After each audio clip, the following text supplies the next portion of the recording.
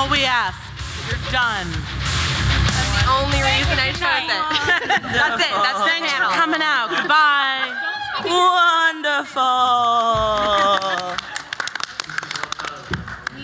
So thank you for coming to our panel. This is our first time at MAGFest, so we're going to do a quick introduction. I'm Kate. This is my first time paneling at MAGFest, my second time at MAGFest, and then we'll go on to the next person. I'm Ella. This is my first time at MAGFest, so this is obviously my first time paneling at MAGFest, but excited to be here. Hard same. I'm Jess. This is my first time at MAGFest, so again, my first time paneling at MAGFest. Hi, my name is Axie. This is my third MAGFest and my first time paneling.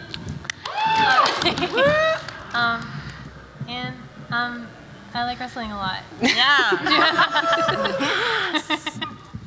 Hello, Maki Roll, first time, long time. Just kidding.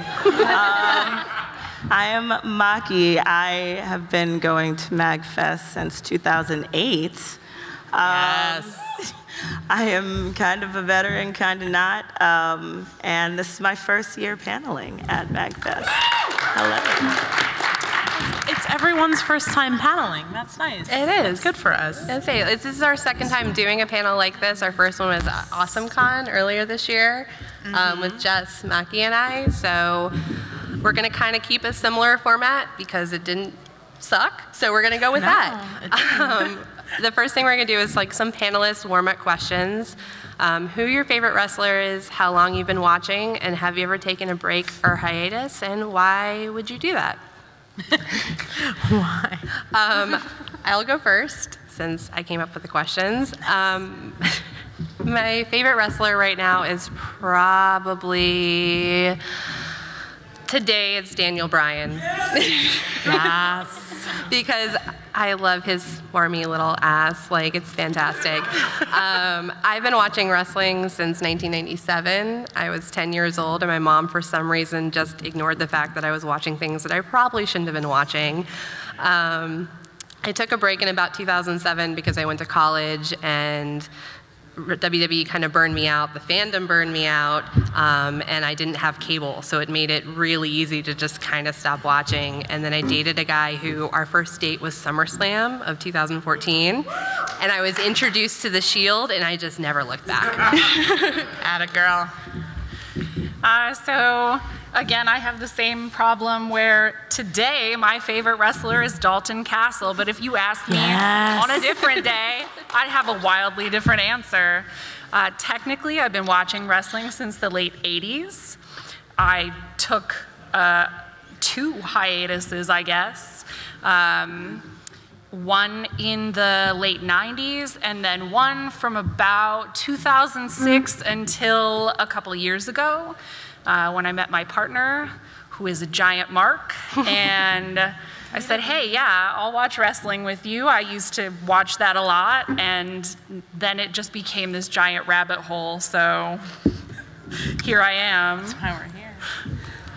So, Pac, it's Pac, it's Pac. Oh my God, it's Pac, so much. Also, I mean, there's other people too, but oh my God, he's back. I'm so happy. He's my dude. I also started watching wrestling in the late 80s. Took a break in the late 90s, AKA when my parents were like, the hell are you watching? My brothers didn't, I did, I don't know. I cared about what they thought, they didn't. And I came back, what year did Sheamus win the Rumble? 2012? 12. Again, like truly apropos of nothing. I was at home, Raw was on, Wade Barrett was there, I was like, I'm in. Whatever this, that's not true, it's SmackDown. I was like, I'm in, whatever he's doing, I'm in. And I started watching again, yeah, in January 2012, and only discovered the indies a couple years ago, so, and New Japan, which is not an indie, because come on. But yeah, life's been pretty good. I won't sleep tonight. It's fine. So it's working for you. Yeah, it's working for me. My favorite wrestler, I think, has to be Kevin Owens. He just makes me feel so many feelings. Yeah. He sucks so much. He's the worst and he's the best. Hold on one second. I have pop-up. I was like, your phone is not. I've only been watching wrestling for like 2.5, 3 years. Welcome. Yeah, I got into it like shortly after my mom passed away, and like really clung to it, and it's been like this really like great source of positivity in my life like since then. So I'm really into it. I like it a lot, and I made a lot of really cool friends through it. I haven't taken a break really yet, except for like getting kind of pissed off when like certain things happen in the storyline, like with like WWE that I didn't care for. But I've just learned about other wrestling when that's been happening. So like I just like find out about other stuff. We got good microphones. This table's attacking. It's fine. No. Hello. Hi. My favorite wrestler is Chris Jericho. Because no matter what incarnation of Chris Jericho there is, even fuzzy Chris Jericho is just so good. So yeah, Chris Jericho, hands down. I've been watching wrestling. I don't really know when I started wrestling or watching wrestling. I know I was really young, and I know Matt and Jeff Hardy were like really the thing, and I was like, hell yeah, I am in this. I took a hiatus. Oh my God.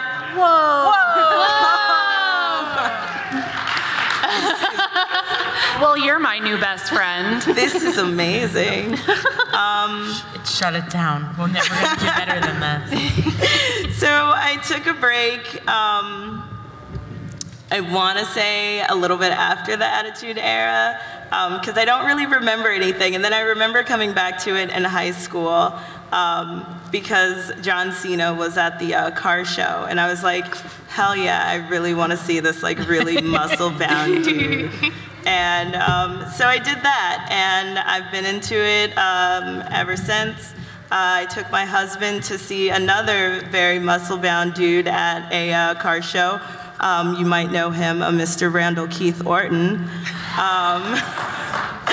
And it's been this kind of like up and down roller coaster ever since. I've just recently dipped my feet into the waters of New Japan and everything else, and especially Joey Janela. And I'm happy to be here. So the goal of this panel is, at least my goal for this panel was to not have you sit here and have us talk at you for an hour.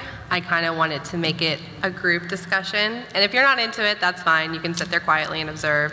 But I have some starting topics. I had a bowl that I think some people have contributed to, so I'll grab that in a second. But I kind of wanted to kind of ask you guys, and we can have a dialogue about the wrestling fandom as a whole. So we can start it off with, what is it about wrestling that you enjoy the most?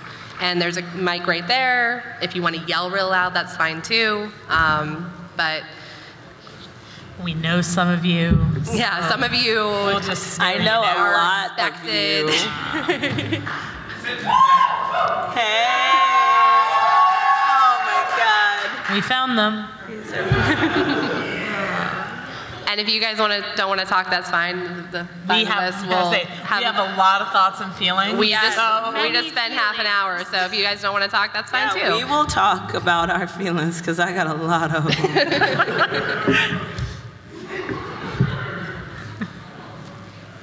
I guess we can also grab the bowl. I could grab the I ball. wish the steps were closer to the bowl. It's fine. Oh, we have a question. We do. Preguntas. Oh, wow, thank you. Yes. Careful. Please be careful. Not yet. I don't know. Is there question? Is it question? And there's some questions here, but if We you have have some. other questions, you can also come up. Yes. And Come tell us your up. questions. Yeah, Show we your have these as faces. starting points. If you have something specific you'd like to talk about, we have a mic right here. Yeah, come on up. Yes. Ooh, Tokyo Latina. Hey, mommy. Okay, so my question for you guys is, what is your thoughts on the way that they are writing female characters in wrestling today, and what would you like to see done differently? Oof. How long do we have? We gonna get it. Yeah, like we'll. What promotion here so specifically? early. Yeah.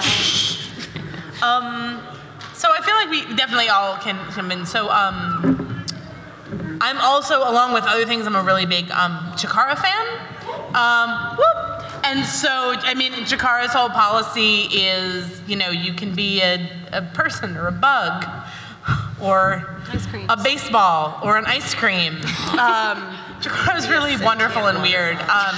But so their sort of view of intergender, and as they call it, interspecies wrestling, I'm really intrigued by the way that there are some promotions, Chikara among them, who do their intergender matches without necessarily calling attention to it. They did when Kimberly was their first female grand champion. It was so cool. She tapped him out. It was amazing. I cried. I've cried so much at wrestling. They did kind of call attention to that, but as far as that goes, they just sort of put people in the ring and don't necessarily call attention to gender, which is really cool. And I feel like in my ideal world, that would eventually be the way everybody writes it, is that if people want to wrestle each other because they want that shiny belt or you said something mean, which ultimately that's the motivation of everything in wrestling. I want that belt or you said something mean. I would love to move to that, but I know that there are different promotions kind of at different phases with that. I think that's interesting that this question came up when All Elite Wrestling has announced their presence this week. And I saw, there's a lot of wooing. I saw also a lot of feedback from a lot of people that I follow on Twitter kind of questioning whether or not they're going to start incorporating women into their promotion. Is it going to be intergender? Are they going to have a women's division? Is it going to be like Ring of Honor's Women of Honor division where it's not really anything?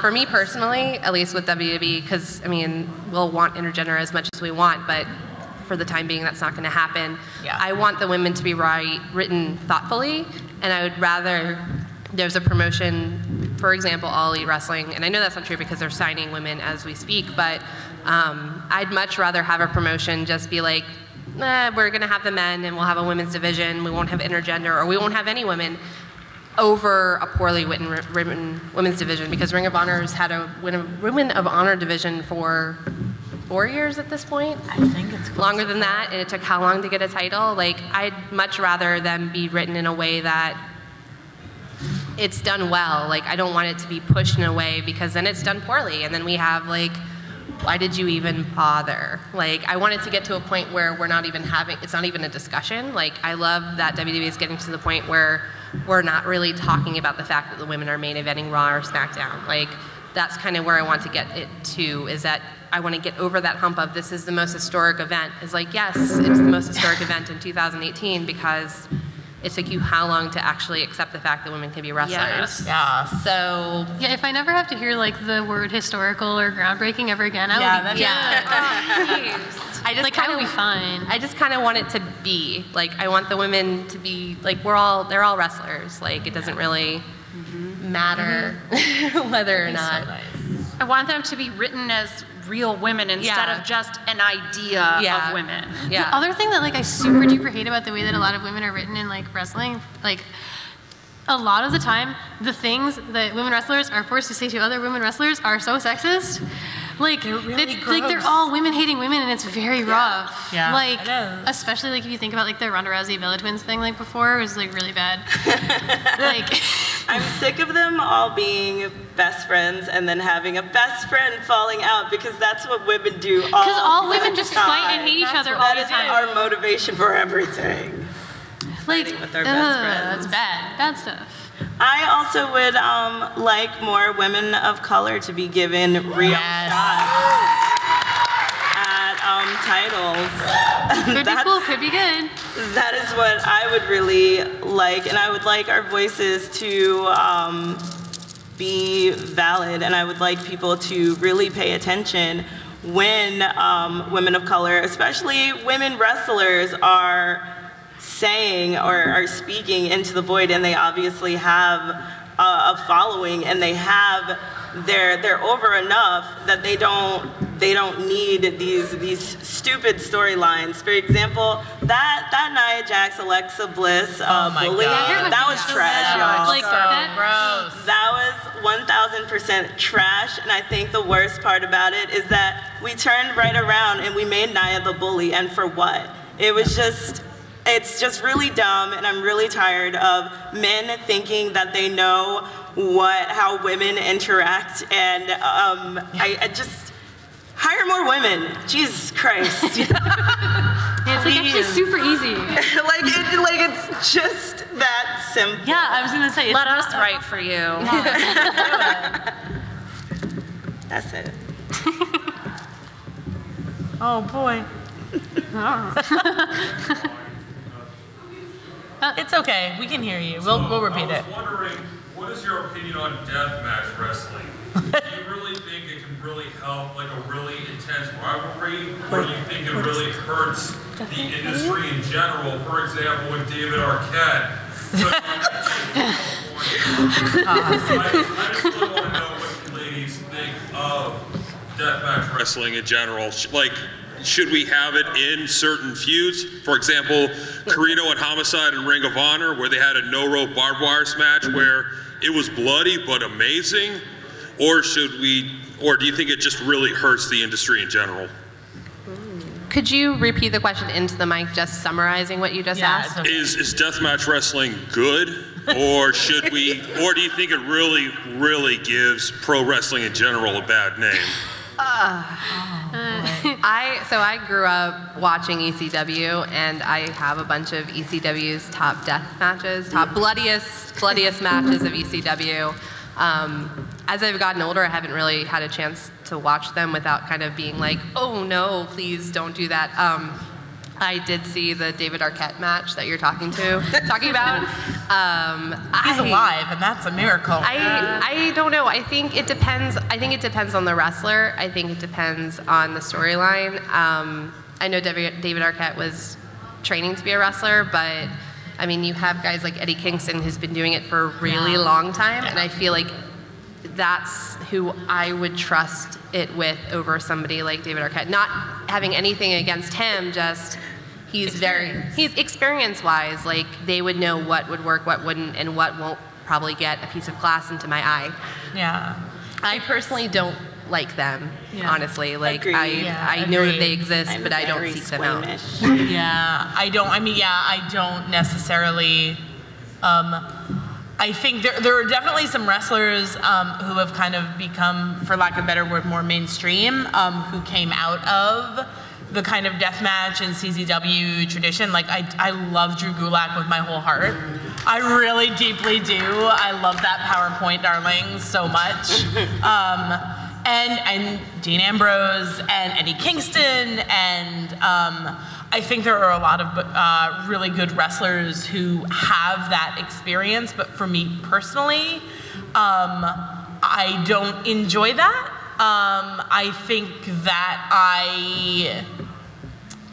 it doesn't enhance the experience for me. I mean, when I see Thumbtacks come out, I'm like, I'm not going to enjoy that. And so that's just Thumbtacks. So when actual deathmatch wrestling happens, I'm like, what is that? Why are you, oh my God. But I think that even though it is not for me, and maybe this is my like theater kid background, I'm like, there is an art to it. It takes skill. It actually takes really hard work to be able to do it and do it well and not die and not kill someone else.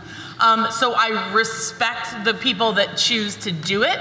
It will just probably never be the form that I choose to engage with. And I think for the question of does it give wrestling a bad name, I think people are going to be judgy as shit about wrestling all the time, and they just shouldn't be, no matter what. So if that is something that someone chooses to do and that's their form, that is good for them. I'm just never going to watch it. I can't handle an apron spot. I'm not a deathmatch girl. That's just not me. I think it's interesting, but I usually only watch older matches because then I know that the person is safe. Yeah, no, that's fair. That's fair. Like, I'll watch it if I'm like, this person definitely lived. Right, they definitely did not die. Yeah. They didn't tell the tale. They're okay. Like older ones, yes. Like, they're good, cool. Right, I think if you choose to take that risk and that's how you want to live your life, pushing yourself to that limit and seeing what the limit of your athleticism is and what your body can handle, that's a personal choice. And if you find somebody else to do that with you, I applaud you. God bless. But I also think that there's spectacle which enhances a storyline and spectacle for the sake of spectacle. And there's a big difference between the two. So. Indeed. Are you using your hand there? Yeah, it's a good question. Whenever my friends ask me about wrestling, they always ask me like just some of the questions I usually think. What's one match that you would recommend to really get someone into wrestling? Because for whatever reason, when my friends come over, they want to get into it. For whatever reason, my brain always says, let me just show them Don Reed versus Bill Alfonso, where they just beat death over. I don't know what is a good match to show them in that form, because I know Kenny Omega versus Kazuchika Okada. Yes. If you're really into wrestling, you're going to love it.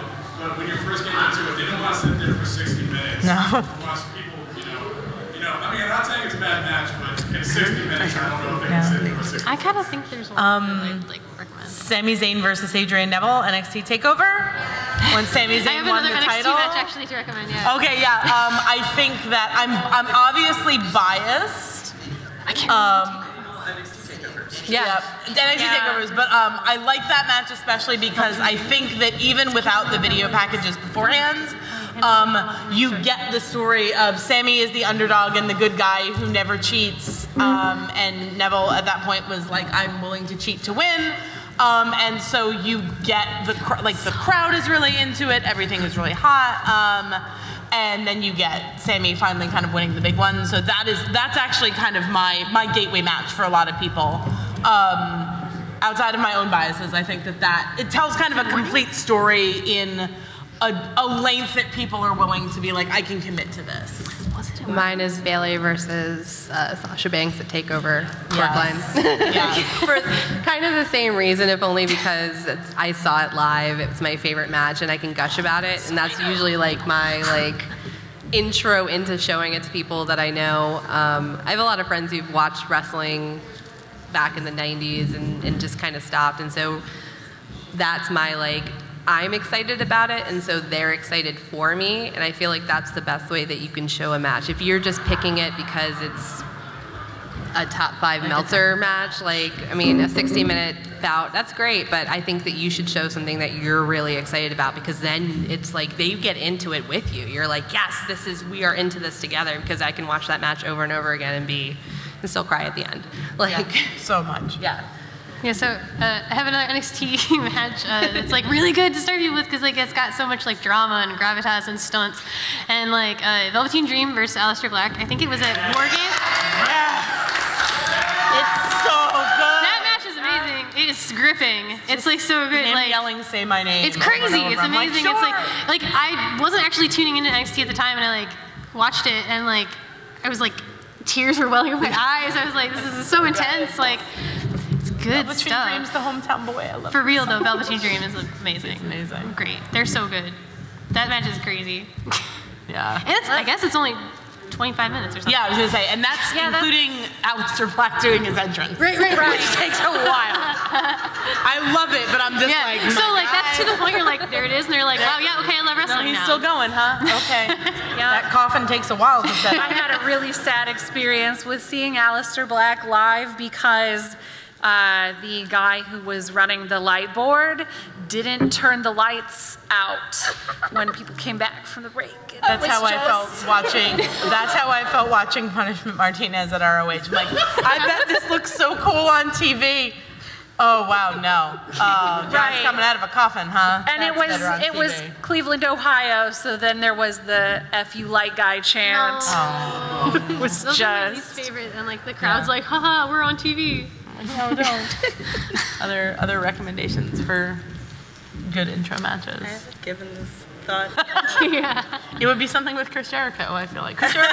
Jericho versus Punk. Jericho versus Punk, maybe. Ooh, yeah. Jericho and Punk, man. I mean, there's also like all of the Jericho and like Kevin Owens things. Yeah, like the festival of Jericho and Kevin Owens forever. Best friends forever. Best friends. Yeah, They did it better than Sami Zayn, and I love Sami Zayn, and I hated that they did that to Sami because Chris Jericho and Kevin are like OTP. It's true though. Yeah. They only know how to hurt each other, and it's my favorite. Yeah. Such gripping power tales. Yeah, I don't have one. Yeah. Okay, you had a question? So I grew up with love. Yes. So how do you feel about the new Netflix revisit of Glow, like the behind the scenes and everything? I love it.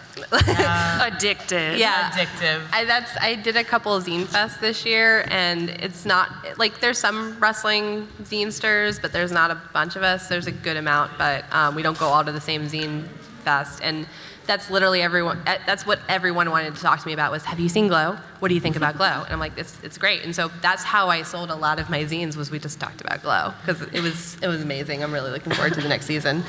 I will say that like the Glow coming out has like made me want to go back and watch and get to know more of the, because there was the documentary that they had done, and that was all I had seen.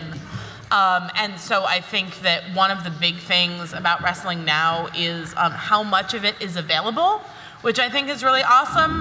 Kind of almost whatever you're looking for, you can watch. And so I will say with the new Glow, I too get the people being like, have you seen Glow? You like wrestling, have you seen Glow? But it also is kind of a gateway for me to be like, yes, I have. And did you know about? And I'm able to kind of introduce people to some of the other women that are doing it. And I also will say that with respect to Glow, I appreciate the amount of consulting that they did. Yes. One of the original Glow wrestlers is in Glow. That's awesome. No, I'm sorry.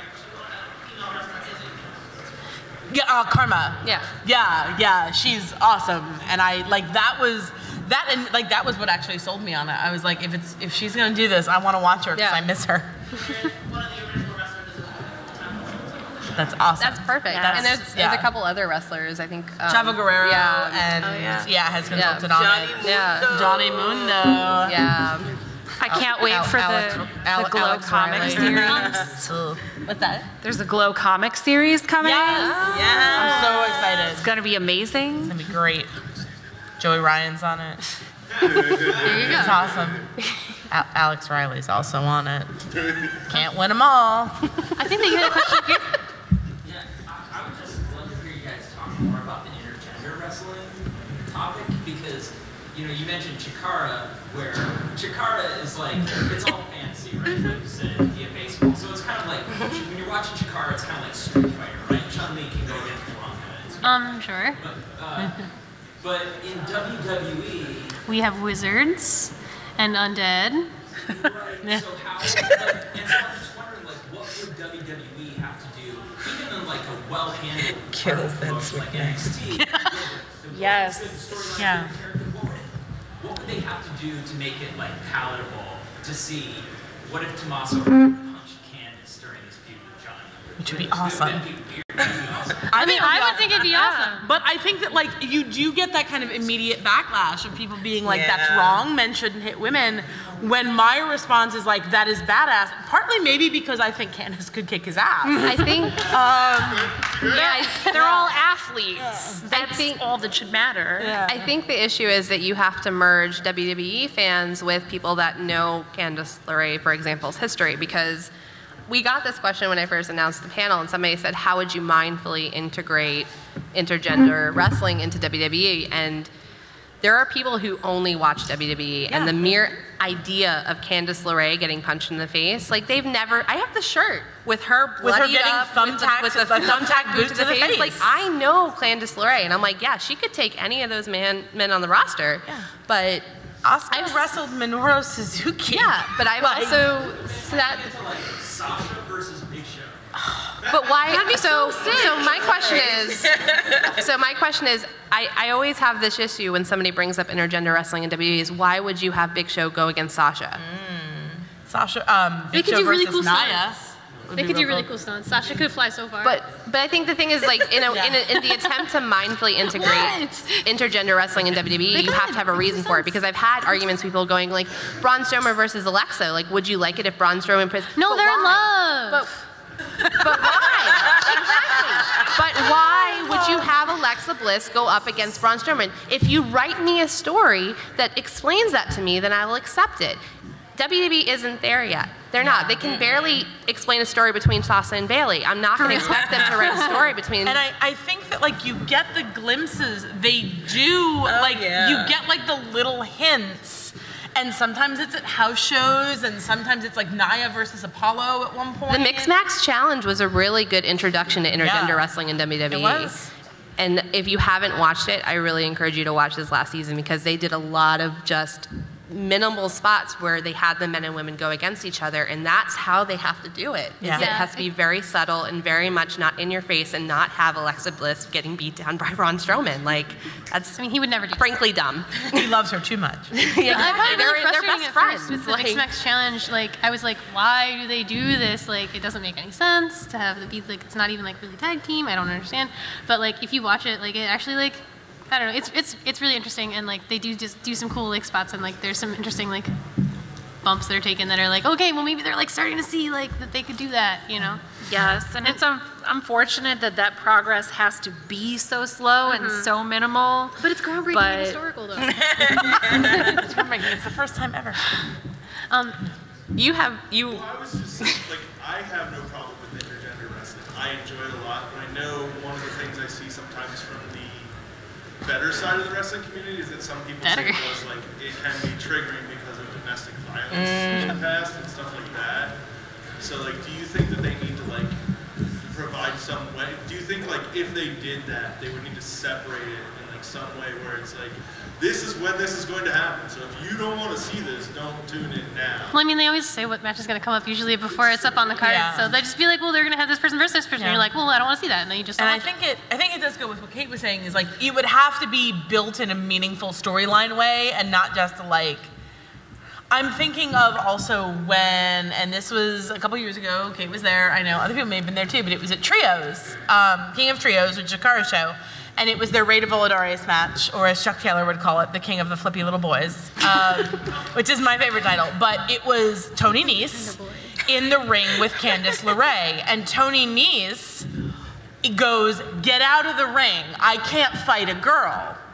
And the crowd got so mad at him and turned and was like, what is your problem? She's a wrestler. She's a wrestler. You're afraid of her, which he was, and he was right to be.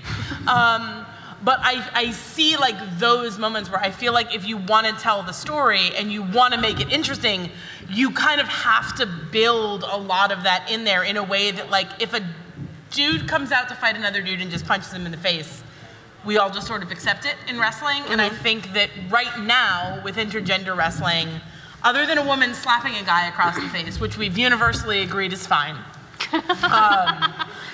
you would need to build a story behind it. Like I'm thinking right now of how it's like a big deal that Rusev, or that Shinsuke landed on Lana, and I'm like, she's a wrestler. She's a wrestler. She knows how to take a bump. She's fine. Yeah. It's fine. Just because she's in high heels doesn't mean that she couldn't. Shinsuke's the best. I've also run into that argument of like, is it domestic violence? And I think there's a lot of women wrestlers who do intergender. Mia Yim in particular, who has said like the distinction between the two, you're doing a real disservice to people who are victims of domestic violence because it's not the same thing. This is a scripted, consensual act between two people, and yes, it can be triggering for people. I'm not discrediting that, but there's a very drastic difference between the two, and I think you can write it in a way that it can be terrible and triggering, like Braun Strowman beating down somebody with no right or reason. But I mean, I feel like that's the same if he was to beat down like someone like Drake Maverick, like a very small person. Like you have to write it in a way that's palatable and not just this blatant, like we're just gonna throw a man and a woman in the ring and they're just gonna beat the crap out of each other for no rhyme or reason. I wouldn't like that it was two men or two women. This is what you for no wanted, reason. right? Like, this is obviously, yeah. Yeah, it's like I think a lot of people watching Tommaso and Candice were like, hit him in the face. Punch him. He's Punch the him in the worst. mouth. Hit him in the face. Candace. Like, I love Candace so much. She's so She is the key to get intergender wrestling in WWE. Like, really. She could be the one. Yeah. Okay.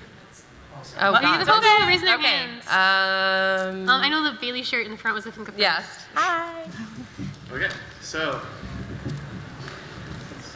since we're talking about like what would bring us together as a fandom and all the different race, sexuality, and everything, what's something that worries you that if you were to introduce it to someone else, like what about wrestling would you say, oh, maybe I shouldn't because of this thing? Oh, it depends on the person. If it's WWE, like there's some very latent and blatant homophobia that I have a very hard time showing certain friends of mine too. And I have friends who watched it I have a friend in particular who watched it in 1997, was super into it, took him to a SmackDown, and like they knew, like going into it, there's gonna be parts of this that I'm a little bit like, this is not for me. It's hard because you feel a little embarrassed, and it's hard to, like, I think that's another question, is like, how do you reconcile your fandom with something that could offend you personally and offend people that you know? And I don't have an answer for that, quite frankly. Like, my thing is, like, I just try and pick and choose the things that I do enjoy in wrestling and give my money to that, and then you really just have to talk with your money. You have to talk with what you want to watch and speak up and say something. Like, Yeah. it's an uncomfortable topic. Like, it is. Like, I think that the reality of the politics. Yeah. I think behind professional wrestling, behind a lot of professional wrestlers, I had a friend saying on Twitter today, like, my bar for wrestlers is so low, like that really, as long as they don't tweet anything horribly offensive, I'm like, good job, it's a good day. Did you see, like, Seth Rollins tweeted something in, like, defense of, like, in defense of and then he doubled down. He doubled down. No, Seth. Not great. He did. It's not great. And so I think that, like, one of the biggest challenges is that even, like, with me. Wait, never mind. We don't like this anymore. We don't. Like, is that people will have moments where they'll be like, well, you watch pro wrestling, like, what do you think about blah, blah, blah? And I'm like,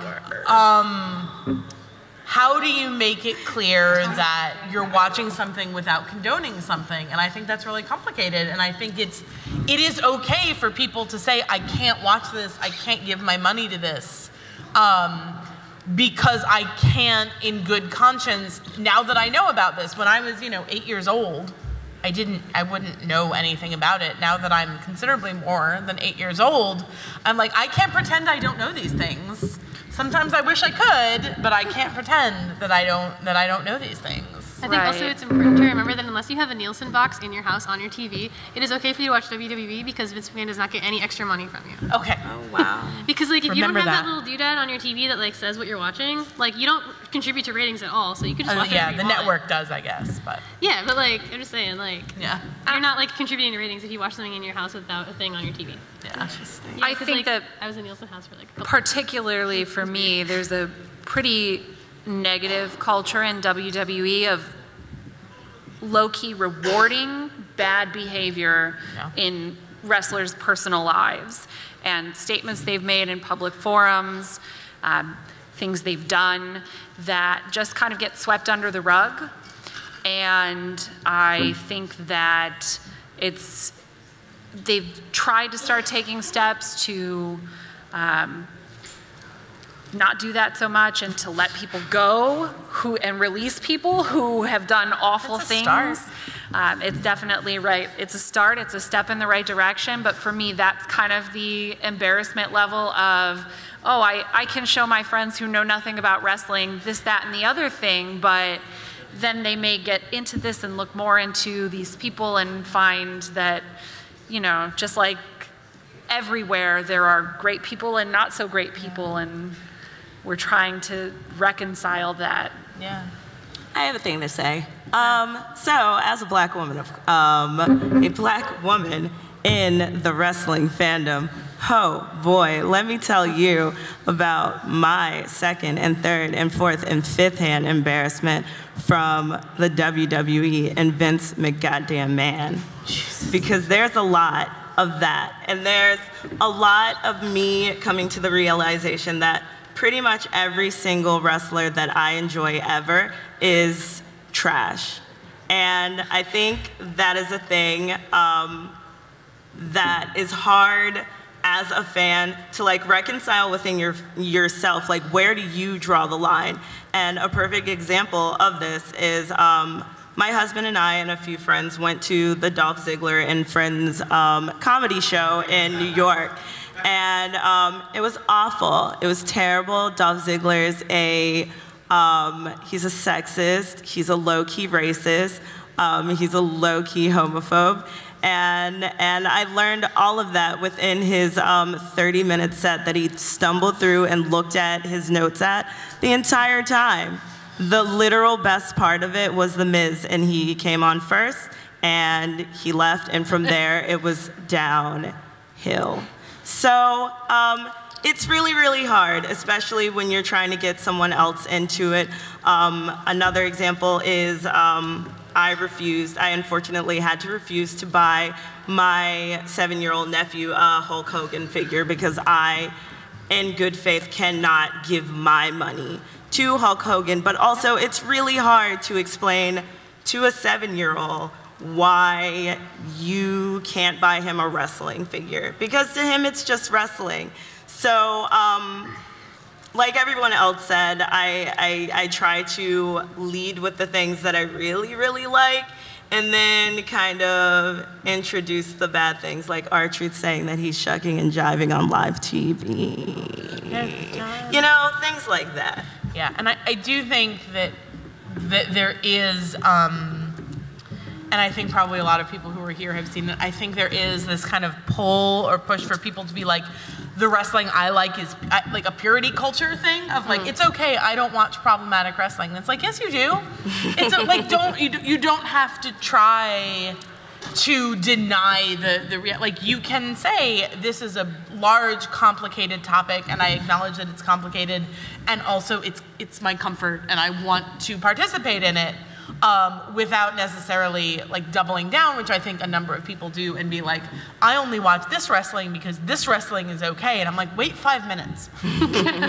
Someone will have said something, or will continue to say something, and so I think that people who enjoy wrestling, I think there is a misconception that if you like wrestling, you must not be aware that all these problems are there. And I think that for most of the fans I know, they're saying, I am aware, I'm grappling with it, and I am still going to choose to watch this. And you shouldn't have to justify that to other people. You don't have to prove yourself. Right, it's important to still love the things you love without ignoring the problems in them. And if you don't call out the problems, the thing you love is never going to grow or improve. So, yeah. Yes. Hi. This is on the subject of inclusive wrestling, like with gender or whatever. When does writing that become punching down? Like, where's the border there to like making a statement about, because I'm picturing this scenario, right, where like they're writing male and female wrestlers together, or any assortment of gendered wrestlers together, and the males keep winning enough that it becomes a problem or a statement. Where's the border for that for you guys? Oh, that's a good question. Because I think, like in wrestling, we all love underdog stories. Yeah. Right? Like we all love Sami Zayn. I think we can universally agree. Sami Zayn. Most of us love Sami Zayn. And I think you do love the underdog story, but it is true that the way that works is that eventually they do have to overcome. That's the whole point of the underdog story. Yeah. I don't know where the line is, if it's set in time or the number of matches. I think eventually, and I think that's not even just with an intergender match. I can think of a lot of male on male or women on women feuds where eventually you get to the point where you're just exhausted rooting for the underdog because you're like, is it ever going to happen? And for me personally, I think it's a case-by-case basis. Like, how is it being written? Like, is it are you still clamoring for more? And is it how much are you pulling the rug under not just the underdog, how much are you pulling the rug under the audience? And it's like, where are we going with this? And I know that's not really a good answer, but an answer. Yeah. Yeah, I think that the reality is there are some wrestlers, male and female, that are better in the chase. Yeah.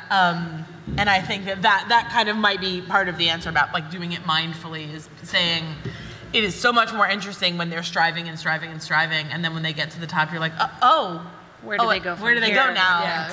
They're just gonna keep it forever? That doesn't make sense either. Yeah. And so I think that would be, I don't know if there's a number, but there would be like a threshold of, is it still interesting? Is it dynamic? Yeah. Or do I feel like it's a sort of that tired?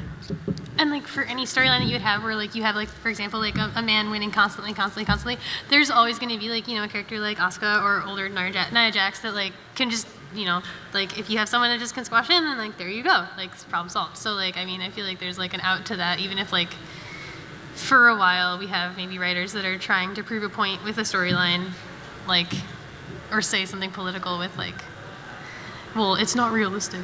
Yeah. I think it starts with having good writers, period. Yeah, please. I think we can all agree that some promotions just need to learn how to write their regular storylines before they even try to tackle anything in a more meaningful way that they absolutely cannot handle at this point. They need to hire more non-white old dudes. Yeah. Yes. Yep. Please. We had more hands.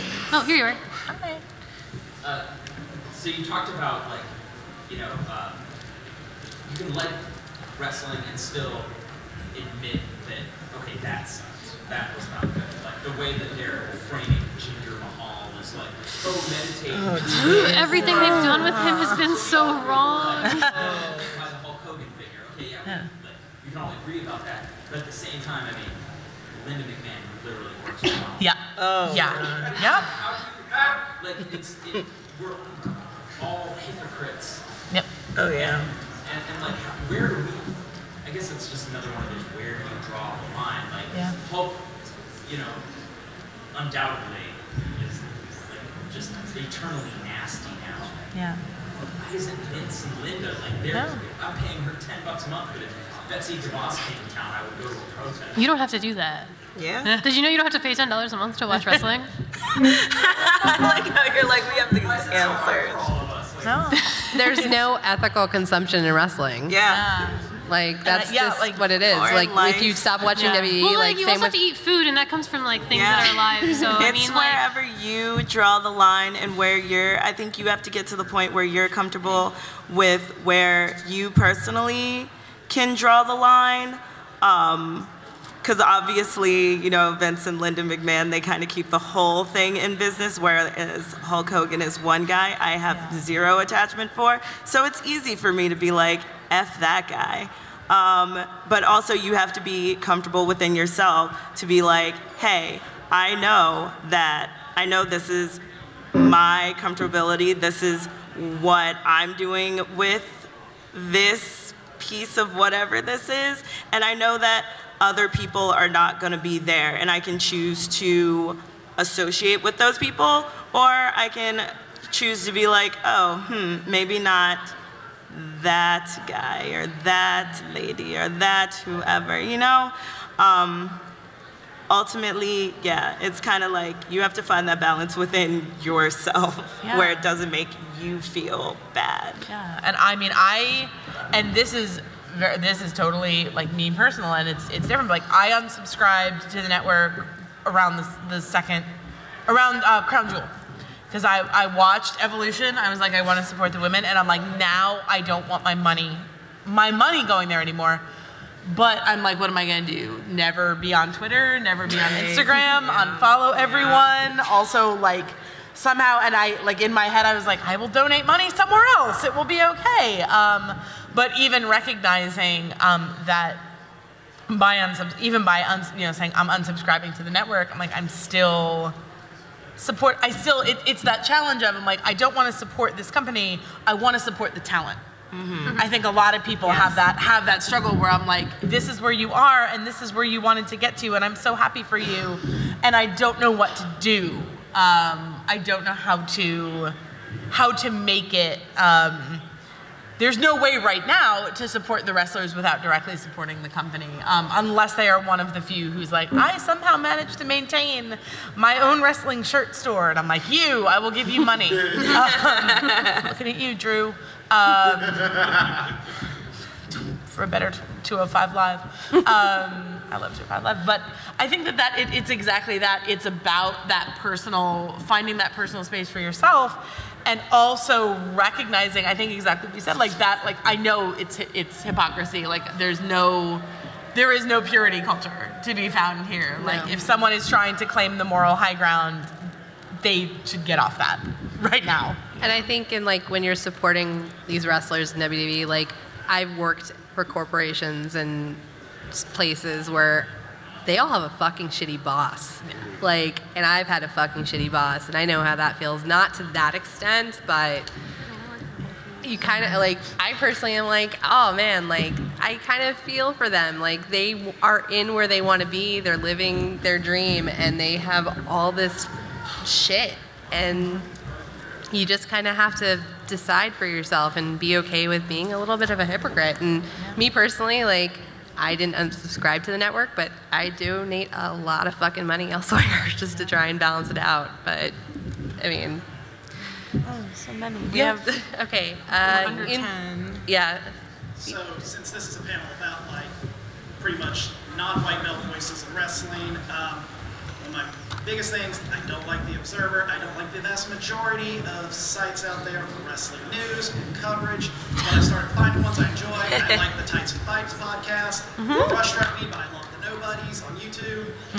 And so, what are some other like podcast websites, people that you would recommend to follow, like voices in wrestling that need to be heard? Because I have a friend, shout out to Ashley Leckel, who writes wrestling. I know her. Yeah, she's awesome. And, you know, she writes really great stuff and deserves to have her voice out there. Not your demographic. Yeah, Not Your Demo Pod, Stella Cheeks and Aaron Klein. Shoot, I just had another one that went out of my head. Heels and Heels. Heels and Heels, yeah. What one? WrestleMania. Yes, WrestleMania is very good. That's super entertaining. I'm completely blanking out. If you want to come find me afterwards, I will show you my follow list. I swear to God, it's all there. Yeah. No, absolutely. I love Marty and Sarah. Yes, Yeah, Marty and Sarah are super good. Super good. Yes. So, I know this gets very triggering sometimes, but some non-casual Muslim people will come up and be like, you know wrestling's fake, right? What is your casual response? Because Punch him in the face. You're gonna tell me I can't hit somebody with a steel chair over the head in public? I cry. I just burst into Challenge tears. them to Like, I'm just like, what? What do you mean it's fake? It's still real to me, dude. What are you talking about? I've invested all this money, you're telling me it's fake? No. Just asking if they're watching movies. You know about those? Yo, wait, Thanos is that? You're kidding. Right, you're spending all of your money at the box office watching films where actors put their bodies on the line, whether it's the actor themselves or a stunt double. That's the same thing here. There are athletes who are out there celebrating their craft, and there's nothing fake about that just because it's a concocted storyline. What they're doing physically and mentally and emotionally is very real. Yeah. Scripted isn't fake. I sometimes is my see people, answer like- a lot. Yeah. I sometimes like, do you guys like the Renaissance Festival? Do you guys like medieval times? Yeah. It's like the same thing. Yeah. And yes, they do. I just So say do I. fuck you. That too. Yeah. You're I think not wrong. that's as good. That's a beautiful answer. Yes. Yeah. You. Yes. I just want to say I am kind of one of those casual fans, and I do really agree that wrestling, you guys wrestling fans, you follow I mean this with no offense, the strangest soap opera, but the talent of It's those, so true. the talent of those athletes and the way they go out their way to prevent other people from getting hurt, that deserves applause. Yeah. What happened? Broadway with body slams. Hell yeah. Yes. So let them know that yes, perhaps the results are known ahead of time. Correct me if I'm wrong on that one. Like the results are determined ahead of time, but all the action itself is real. Like those people can definitely get involved. And I barely know anything about wrestling. We're at like a 2-minute warning, so we can do like lightning round. So I see Brian. Yes, Brian. As Katie spoke, I think it's problematic to talk about this earlier. How you reconcile that and kind of fix that. How do you go between that and it seeming like it's advocating to it? Because it's one of those things where it's like, oh, it's going to keep going like that. It's going to keep being like that. I can't quite hear what you said. All the BS will be on the you know I'm Yep. So in case anyone couldn't hear, yeah. So it's what's that balance between acknowledging, like, yes, you know, your favorite is problematic, and having it seem as though you're condoning it or you're advocating for it. How do you? Yeah. I mean, that's why people have these kind of conversations. That's why I did this panel. Building this community and continuing to have these discussions is meaningful. A meaningful step toward making our voices as fans and as humans heard, and saying we love this so much. We love almost everything about it, but there's still room for improvement, and we'd like to see that. And this is how. And please listen to us, and then we'll give you more of our money. Yeah, I think, and the kind of the reverse of what we talked about earlier about, like, as you were saying, rewarding the people who do badly in WWE and in other promotions too. Doing that reverse and being like, I will elevate and spend a lot of my money on the people who. Oh no, my bag is taking forever. My Zack Sabre Jr. Rewarding the people who are Zack Sabre. Rewarding the people who are Zack Sabre Jr. But using that at Mustafa Ali, like looking the at only the people, good cop ever two people are in. Looking at the people, even within the systems or the companies that you don't necessarily like or don't agree with everything, and saying, we will elevate this person, we will acknowledge the things that are being done well while we're calling for improvement. I think from where I sit, just consistent anger and criticism. I've worked with kids before. I've taught theater before.